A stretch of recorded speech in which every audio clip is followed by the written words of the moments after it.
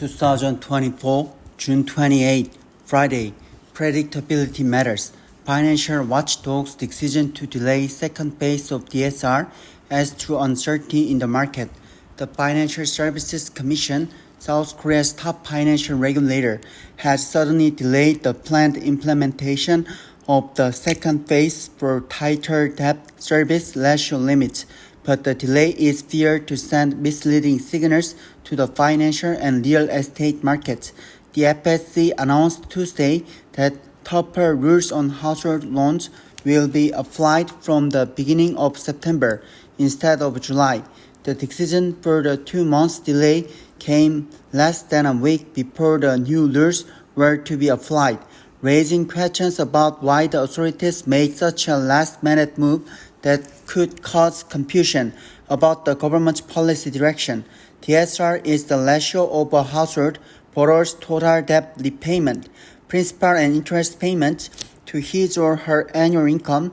This works as a ceiling on aggregate lending, and the government has mapped out the three-phase implementation of tighter lending DSR rules. Stress DSR, which factor in the possibility of higher future interest rates to rein in growing household debt and ensure stability in the event of future rate hikes.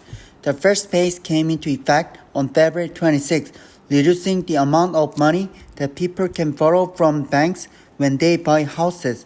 The second phase, which will expand to second-tier financial market, will further add to interest rates in a way that makes it more burdensome to take out loans. The third and final phase, temporarily scheduled to take effect from July next year, will impose more restrictions. The FSC said its decision to delay the second phase DSR implementation is aimed at helping small business owners and low-income owners to grapple with financial difficulties and ensuring a soft landing of the real estate project financing market.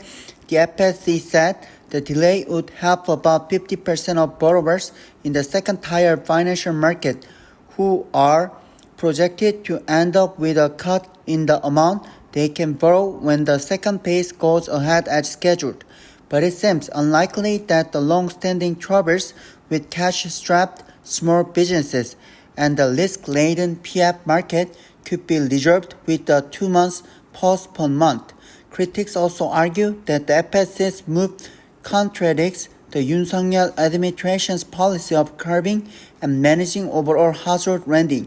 Financial authorities have urged major banks to limit the growth rate of household loans within the country's GDP growth rate.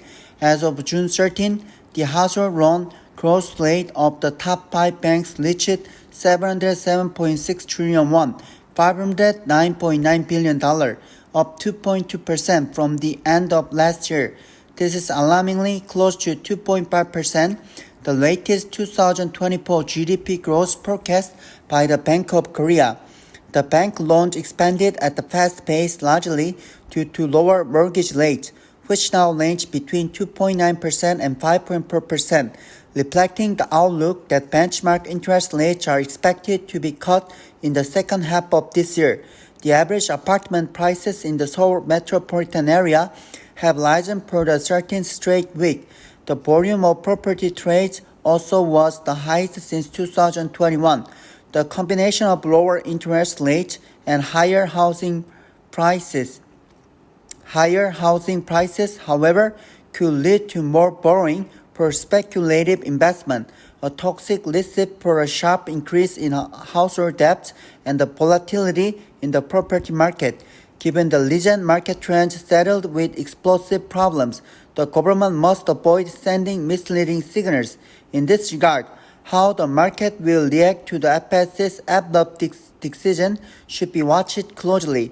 Equally worrisome are the contradictory signals from the government, which push to put more limits on household loans through stricter DSR rules. In recent weeks, officials from the presidential office and the ruling People Power Party have also made comments encouraging the central bank to slash the benchmark rate. But it is uncertain whether the merits of a premature rate cut will outweigh the potential side effects such as a spike in irresponsible lending. The government and financial authorities should aim for consistency and predictability in policy implementations, rather than opting for surprise and unconvincing last-minute changes in planned schedules.